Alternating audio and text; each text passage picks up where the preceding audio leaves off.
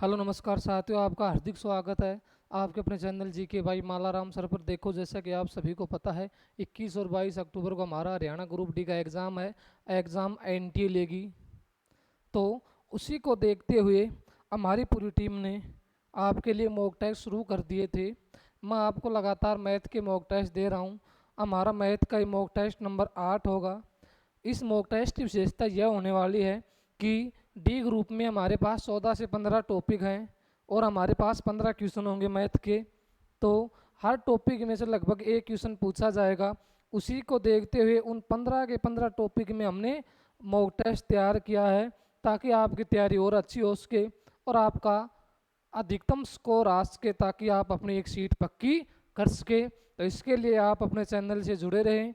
Channel पर सभी अच्छे अच्छे टीचर हैं और सभी आपको लगातार मॉक टेस्ट दे रहे हैं।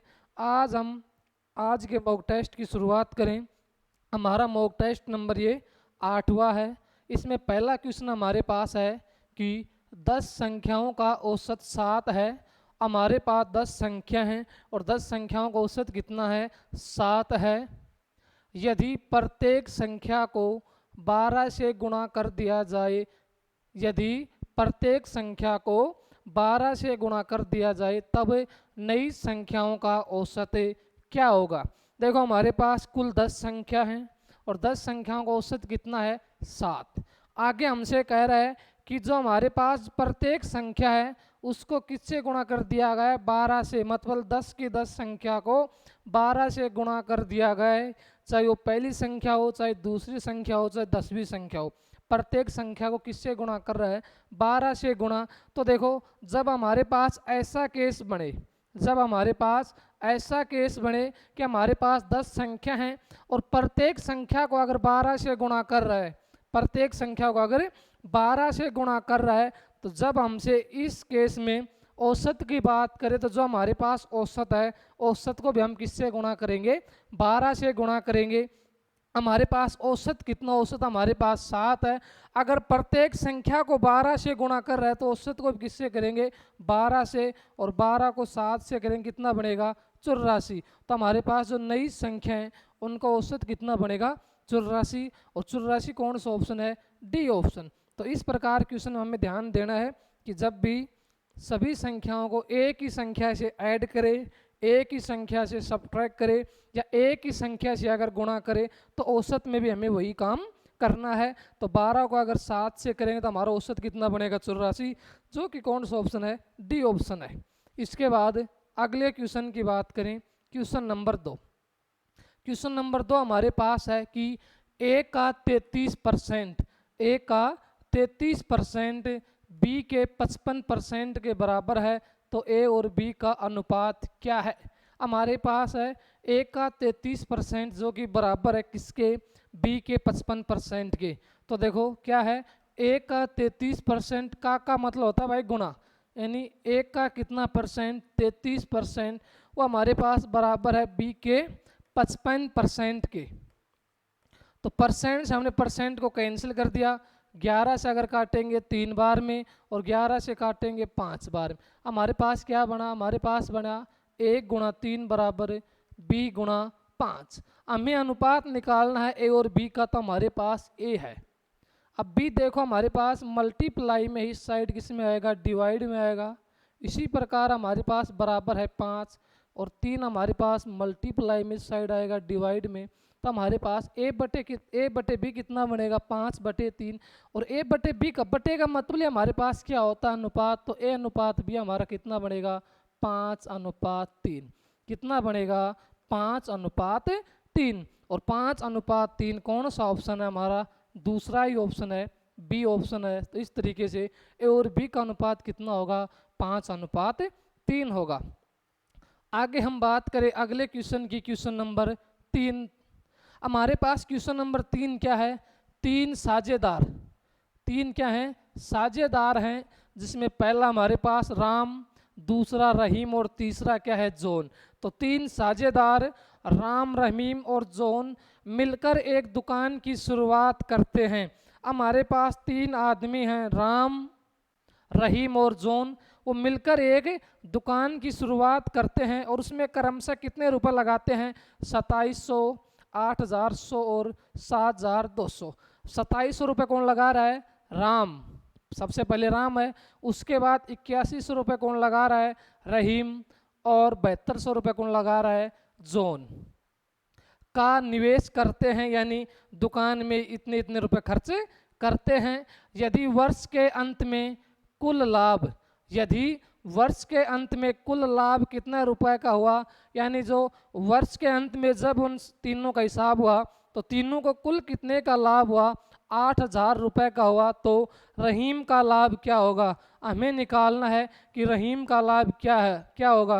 क्वेश्चन में पूछ सकता था कि राम का लाभ क्या होगा, जॉन का लाभ क्या होगा, हमसे पूछा क्या गया, रहीम का लाभ। तो सबसे पहले हमें क्या करना, हमारे पास राम, रहीम और जॉन, राम, रहीम और जॉन।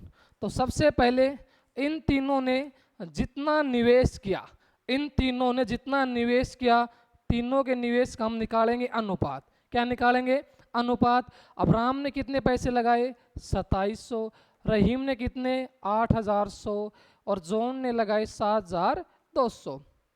अब 2 जीरो से 2 जीरो कैंसिल। उसके बाद 9 से काटेंगे 3 बार में, 9 से काटेंगे 9 बार में और 9 से काटेंगे 8 बार में। तो इस प्रकार राम ने देखो कितने यूनिट लगाए पैसे, 3, रहीम ने 9 और जॉन ने 20। अगर तीनों की बात करें कि तीनों ने कुल कितने लगाए, तो तीनों को हम जोड़ेंगे तो 8 और 9 17 और 17 3 20। तो तीनों ने कितने यूनिट लगाए, 20 यूनिट। कितने यूनिट, 20 यूनिट। अब हमसे पूछ क्या रहा, रहीम का लाभ। अब देखो सबसे पहले रहीम ने कितने पैसे लगाए, तो रहीम ने 9 यूनिट, कितने, 9। तो रहीम ने 9 यूनिट लगाए, किस पर लगाए, टोटल कितना है 20। तो क्या करेंगे 9/20। अब इसका हमें लाभ निकालना है, तो हमारे पास कुल लाभ कितना है 8000। तो 8000 से क्या करेंगे, गुणा करेंगे। 0 से 0, 2 से काटेंगे 2 चौका 8, हमारे पास बनेगा 9 गुणा 400 और 400 को जब हम 9 से गुणा करेंगे कितना बनेगा, 3600। तो रहीम का कुल लाभ कितना है, 3600। कितना लाभ है, 3600। और 3600 हमारे पास ऑप्शन कौन सा है, पहला ही ऑप्शन है। तो 3600 इसका क्या होगा, राइट आंसर होगा। इसके बाद अगले क्वेश्चन की बात करें, क्वेश्चन नंबर 4। रुपए 100 प्रति किलोग्राम वाली दाल, हमारे पास कोई दाल है जिसका 1 केजी का मूल्य कितना है, 100 रुपये है, को रुपए 180 प्रति किलोग्राम वाली एक अन्य प्रकार की दाल के साथ मिलाया जाता है। हमारे पास 2 प्रकार की दालें हैं, एक का मूल्य है 100 रुपये पर केजी और एक का मूल्य है 180 रुपये पर केजी। अब हमारे पास जो 100 रुपये वाली दाल है उसको मिलाया जाता है किसमें, 180 रुपये वाली दाल में। मिलाने पर प्राप्त मिश्रित दाल का मूल्य कितना रुपये होता है, 150 रुपये। तो दोनों प्रकार की दाल को किस अनुपात में मिलाया गया है। तो ये हमारे पास क्वेश्चन है मिश्रण का, किसका, मिश्रण का। तो हमारे पास एक दाल का मूल्य है 100 रुपये प्रति केजी और एक का है 180। तो हमने मान लिया, लिख लिया सस्ती दाल, जो कम रुपये में उसको हमने क्या मान लिया, सस्ती दाल। और एक हमने मान ली महंगी दाल, महंगी दाल।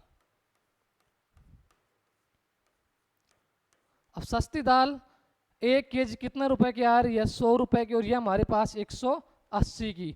ये हमारे पास 100 रुपए की और ये 180 की। जब हमने दोनों दालों को आपस में मिलाया तो हमें एक इन दोनों का मिश्रण मिला, कितने रुपए का, 150 का। तो मिश्रण को हम इसके बीच में लिखेंगे नीचे 150। उसके बाद हमें करना क्या है, सबसे पहले देखो हमें करना है 180 में से हम 150 को माइनस करेंगे। जब हम 180 में 150 को माइनस करेंगे कितना बचेगा, 30। उसके बाद करना क्या है, 150 में से किसको माइनस करेंगे, 100 को, कितना बचेगा, 50। तो हमारे पास अनुपात क्या बना, हमारे पास अनुपात है 30:50। तो 0 से 0 कैंसिल। तो दोनों दालों का अनुपात कितना है, 3:5। 3:5 का मतलब है अगर हमने सस्ती दाल 3 यूनिट मिलाई तो महंगी दाल कितनी मिलाई, 5 देखो दोबारा से देखें, सस्ती दाल कितने रुपए किलो है, 100 रुपये किलो है, और महंगी कितनी 180। जब दोनों को हमने आपस में मिलाया तो हमें एक नया मिश्रित दाल का मूल्य मिला कितना 150। 150 को हमने लिख लिया। अब उसके बाद क्या करना है, 180 में से 150 को माइनस करेंगे, कितना मिलेगा 30। इसी तरह से फिर 150 में से कितना माइनस करेंगे 100, कितना मिलेगा 50। दोनों के अनुपात की बात करें तो 30:50 यानी 3:5। और कौन सा ऑप्शन है, बी ऑप्शन है। तो बी ऑप्शन इसका क्या होगा, राइट होगा। इसके बाद अगले क्वेश्चन की बात करें, क्वेश्चन नंबर 5। ए किसी कार्य को 8 दिन में कर सकता है तथा बी इस कार्य को 12 दिन में कर सकता है। वे एक साथ मिलकर कार्य शुरुआत करते हैं। कार्य समाप्त होने से 2 दिन पहले एक कार्य छोड़कर चला जाता है तो कार्य कितने दिन में पूरा होगा। हमारे पास 2 आदमी हैं ए और बी। ए किसी काम को अगर 8 दिन में करता है तो बी उसी काम को कितने दिन में करता है, 12 दिन में। आगे हमारे पास बात है कि दोनों एक साथ कार्य करना शुरू करते हैं, लेकिन जिस दिन कार्य समाप्त होता है उससे 2 दिन पहले ही एक कार्य छोड़कर चला जाता है तो कार्य को पूरा होने में कितना समय लगेगा। तो सबसे पहले हमारे पास है ए, हमारे पास ए है और ए कितने दिन में करता है 8 दिन में, और बी कितने दिन में करता है, बी करता है 12 दिन में। सबसे पहले हम कुल कार्य की बात करेंगे तो दोनों का एलसीएम कितना बनेगा, हमारे पास बनेगा 24। तो कुल कार्य हमारे पास 24 है, और 24 काम को ए कितने दिन में करता है 8 दिन में, और 24 काम को बी कितने दिन में करता है 12 दिन में। तो सबसे पहले हम बात करें कि ए एक दिन में कितना कार्य करेगा, यानी एक के एक दिन की क्षमता की बात करेंगे तो 24 को 8 से भाग देंगे, कितना करेगा 3 करेगा। इसी तरह बी की बात करें 24 को 12 से भाग देंगे 2, तो बी एक दिन में 2 काम करेगा और ए कितना काम करेगा 3 काम करेगा। अब आगे हमारे पास क्या है, काम समाप्त होने से 2 दिन पहले ए काम छोड़ देता है। तो देखो ए एक दिन में अगर 3 काम करता है तो 2 दिन में कितना काम करेगा 6 काम, कितना काम 6 काम। यानी जो हमारे पास ए है वो काम होने से मतलब वो कितना काम छोड़ता है, वो 6 काम छोड़ता है। तो जब भी हमारे पास ऐसा केस बने कि दोनों साथ काम कर रहे हैं, किसी एक ने इतने दिन पहले काम छोड़ दिया तो सबसे पहले उसने जितने दिन काम छोड़ा उसका निकालना हमें। तो 2 दिन का काम कितना होगा 6, और इसे हमें कुल कार्य में ऐड करना है तो हमारे पास बनेगा 24 + 6। तो कितना कार्य हमारे पास, कुल हमारे पास कार्य है 30। अब हमने अगर 6 को ऐड कर लिया तो 6 के ऐड का मतलब क्या है, पहले ए ने ये काम नहीं किया, जैसे ऐड किया तो मतलब ए ने ये काम किया। अब टोटल हमारे पास कार्य कितना है 30 है, और 30 कार्य को अब हम ए और बी दोनों से करवाएंगे। अब ए कितना करता है 3 और बी कितना करता है 2, तो 3 और 2 5, तो 5 एकम 5 और 5 छंगा 30। तो उस कार्य को दोनों कितने दिन में करेंगे 6 दिन में। और 6 कौन सा ऑप्शन है हमारा, डी ऑप्शन। कौन सा ऑप्शन है, डी ऑप्शन। तो इस केस में जब भी कोई आदमी काम को छोड़ दे तो उसका जो उसने जितने दिन काम छोड़ा उतने दिन का हम निकालेंगे काम, कुल कार्य में ऐड करके, कुल कार्य में ऐड कर कर दोनों ने एक दिन में जितना काम किया उससे भाग देंगे तो हमारे पास राइट आंसर बनेगा, जो कि कितना है हमारे पास 6 है। इसके बाद आगे हम बात करें क्वेश्चन नंबर 6। क्वेश्चन नंबर 6 हमारे पास, यदि एक कार 10(1/2 किलोमीटर की दूरी को 7 घंटे में तय करती है तो उसके द्वारा 10 घंटे में तय करी गई दूरी क्या होगी। हमारे पास कोई कार है जो 10(1/2 किलोमीटर की दूरी को कितने घंटे में करती है, 7 घंटे में तय करती है। कितने घंटे में, 7 घंटे में। हमें निकालनी है कि वह 10 घंटे में कितनी दूरी तय करेगी। तो सबसे पहले हमारे पास क्या है, हमारे पास दूरी है और ये हमारे पास क्या है, समय है। दूरी है और समय है, तो दूरी और समय सबसे पहले हम निकालेंगे कार की चाल। तो चाल की हम बात करेंगे तो चाल हमारे पास होती है दूरी बटे समय। दूरी बटे समय, दूरी हमारे पास है 10(1/2, सही भिन्न में करेंगे तो 10 दूनी 20 और 20 1 21/2। तो दूरी हमारे पास 21/2 और समय कितना है बटे 7। तो 7 से एक बार में, 7 से 3 बार में, तो हमारे पास चाल कितना बनेगी 3/2 किलोमीटर प्रति आवर। तो कार की चाल कितना बनेगी 3/2 किलोमीटर प्रति आवर। अब हमें क्या निकालना है, 10 घंटे में कार द्वारा चली गई दूरी। तो हम दूरी की बात करते हैं तो दूरी का हमारे पास सूत्र क्या होता है, चाल गुणा समय, चाल गुणा समय। अब हमारे पास चाल कितनी है, चाल हमारे पास है 3/2 और कितने समय की बात कर रहा है, 10 की, तो गुणा 10, 2 से काटेंगे 5 बार में कितनी बनेगी, 15 किलोमीटर। कितनी बनेगी, 15 किलोमीटर। तो वह कार 10 घंटे में कितनी दूरी चलेगी, 15 किलोमीटर। कौन सा ऑप्शन है, पहला ही ऑप्शन है। तो पहला ही ऑप्शन क्या होगा इसका, ठीक होगा। इसके बाद अगले क्वेश्चन की बात करें, क्वेश्चन नंबर 7। क्वेश्चन नंबर 7 हमारे पास है कि एक नाव की शांत जल में गति कितनी है, 20 किलोमीटर प्रति आवर है। कोई नाव है जिसकी शांत जल में चाल कितनी है, 20 किलोमीटर प्रति आवर है। यदि नाव धारा की विपरीत दिशा में, कौन दिशा में, अपोजिट डायरेक्शन में, विपरीत दिशा में 20 किलोमीटर की दूरी 4 घंटे में तय करती है तो धारा की गति ज्ञात कीजिए। धारा की गति ज्ञात कीजिए। सबसे पहले हमारे पास क्या है, शांत जल में नाव की चाल। कौन से जल में भाई, शांत जल में। और जब शांत जल की बात करेगा, जब भी हमारे पास नाव की शांत जल की चाल की बात करते हम उसको 20 से लिखते हैं। किससे, 20 से। तो हमारे पास b कितनी है, वो हमारे पास है 20 किलोमीटर प्रति आवर। जब भी देखो, ताकि हम छोटे टर्म में इसको लिख सकें, जब भी नाव की शांत जल में चाल की बात करें, गति की बात करें, तो हम उसको 20 से लिख लेंगे। तो b का मान आएगा 20 किलोमीटर प्रति आवर। उसके बाद देखो वह धारा के विपरीत दिशा में चलती है। कौन सी, धारा के विपरीत दिशा।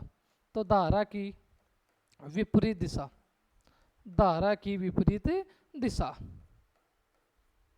धारा की विपरीत दिशा। सबसे पहले हमें पता होना चाहिए कि धारा की विपरीत दिशा क्या होती है।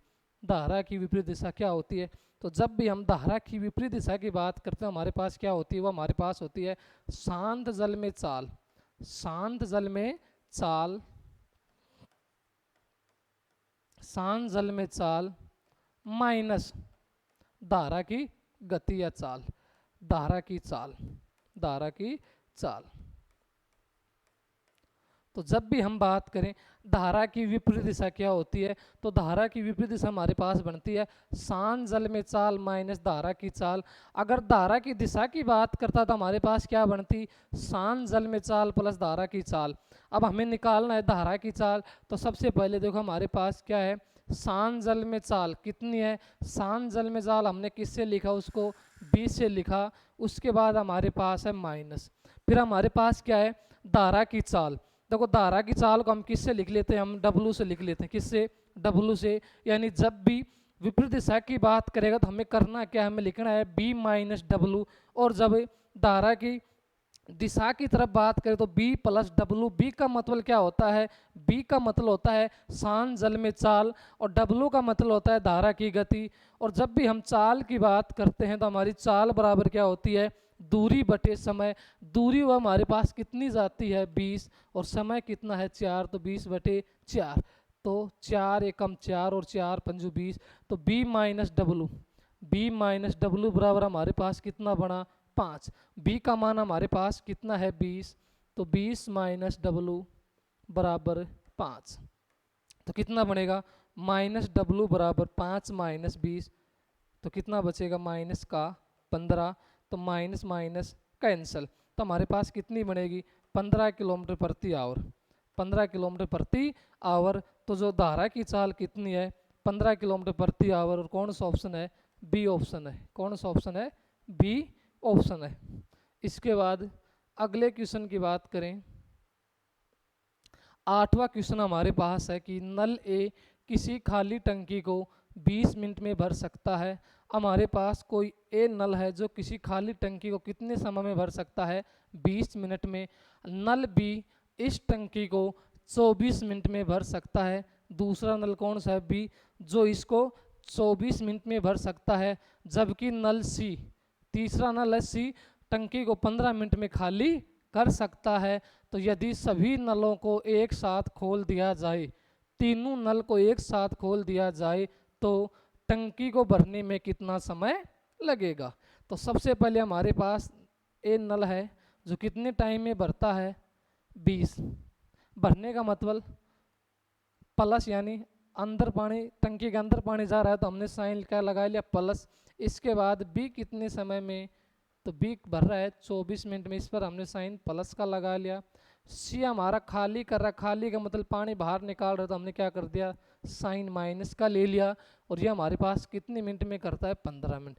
अब हमारे पास है ए बी और सी, तीन नल हैं ए बी और सी। तो सबसे पहले हमें निकालनी क्या होती है टंकी की कुल क्षमता, टंकी की कुल क्षमता। और टंकी की अगर कुल क्षमता की बात करेंगे तो हमारे पास क्या है 20, 24 और 15, इन तीनों का हमें लेना पड़ेगा एलसीएम। क्या लेना पड़ेगा एलसीएम। इन तीनों का एलसीएम कितना बनेगा 120। अब 120 हमने क्यों लिया, हम 240 भी ले सकते हैं। एलसीएम का मतलब क्या होता है, अगर हमारे पास तीन नंबर है वो तीनों से कटना चाहिए। जैसे 20 से 120 कटता है 6 बार में, 24 से कटता है 5 बार में, और 15 से कटता है 8 बार में। तो अब देखो, अब ये हमारे पास क्या है 20 मिनट में भरता है कितना 120 यूनिट, कितनी 120 यूनिट। ये 24 मिनट में भरता है कितनी 120 यूनिट। और सी क्या कर रहा है खाली, कितनी मिनट में 15 मिनट में, कितनी 120। अब हमें 1 मिनट की बात करनी है कि ए 1 मिनट में कितना भरेगा, बी 1 मिनट में कितना भरेगा, और सी अगर खाली कर रहा है तो सी 1 मिनट में कितना खाली करेगा। तो जब 1 मिनट की बात करेंगे, क्षमता की बात करेंगे, तो कुल क्षमता को हम समय से क्या करेंगे डिवाइड करेंगे। 120 को अगर 20 से करेंगे तो कितना बनेगा 6।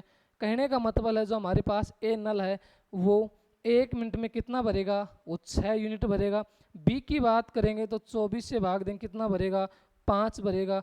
और सी की बात करेंगे तो ये 8 बार में यानी, और सी हमारा खाली कर रहा है तो ए 1 मिनट में कितना भरता है 6, बी कितना भरता है 5, और जबकि सी 1 मिनट में कितना खाली कर रहा है 8। अब हमारे पास क्या है, हमारे पास है ए प्लस बी, यानी ए और बी भर रहे हैं, अगर सी माइनस कर रहा है तो माइनस सी। ए कितना है 6, बी 5 और सी कितना 8। तो 6 और 5 कितना होंगे 11 माइनस 8। भाई दोनों कितना भरेंगे 6 और 5 11 भरेंगे, जिसमें से 8 कौन खाली कर रहा है सी। तो कुल मिलाकर 1 मिनट में पानी में कितना टंकी में कितना पानी भरेगा 3 यूनिट पानी भरेगा। हमें भरना कितना 120। अगर 120 को भरेंगे तो किससे भाग देंगे 3 से। तो 3 से एक बार में, और 3 चौक 12 कितना बनेगा 40, यानी 40 मिनट में हमारे पास टंकी क्या हो जाएगी, टंकी पूरी तरह से भर जाएगी। और 40 मिनट हमारे पास ऑप्शन कौन सा है, पहला ही ऑप्शन है। तो पहला ही ऑप्शन इसका क्या होगा ठीक होगा, पहला ऑप्शन इसका क्या होगा ठीक होगा। इसके बाद आगे हम बात करें क्वेश्चन नंबर 9 की। क्वेश्चन नंबर 9 हमारे पास है कि 60 के सम गुणनखंडों की संख्या। हमारे पास एक नंबर है 60 जिसके हमें बताने हैं सम नंबरों के गुणनखंड, फैक्टर ऑफ इवन नंबर। तो सबसे पहले हम 60 के प्राइम फैक्टर करेंगे। क्या करेंगे प्राइम फैक्टर। अब 60 किससे जाता है 2 से, कितनी बार में 30 बार में। 30 भी 2 से जाएगा कितनी बार में 15 बार में। उसके बाद 15 3 से जाएगा कितनी बार में 5 बार में। और 5 5 से जाएगा 1 बार में। तो हमारे पास जो 60 के फैक्टर क्या बने, हमारे पास बने 2 3 और 5। 2 कितनी बार आया, 2 हमारे पास 2 बार आया, तो हम लिख सकते हैं 2 की पावर 2 गुणा 3 अगर 1 बार है तो 3 की पावर 1, और 5 अगर 1 बार है तो 5 की पावर 1। यानी हम 60 को इस तरीके से लिख सकते हैं 2 की पावर 2 गुणा 3 की पावर 1 और 5 की पावर 1। अब हमें निकालना क्या, हमें निकालना है सम। कौन से गुणनखंड सम, तो हमारा पहला नंबर हमारे पास सम है, इसकी पावर कितनी है 2। तो सम के केस में हमारे पास जो सम फैक्टर होता है उसकी पावर हमें सेम रखनी है, वो हमारे पास 2 है। आगे हमारे पास 3 अगर ओड है इसकी पावर 1 है, 1 में हमें 1 को प्लस करना है। इसी तरह आगे हमारे पास 1 है, 1 को 1 में ऐड करना है और तीनों की गुणा करनी है तो 2। 1 रे कितना बनेगा 2 और 1 रे कितना बनेगा 2।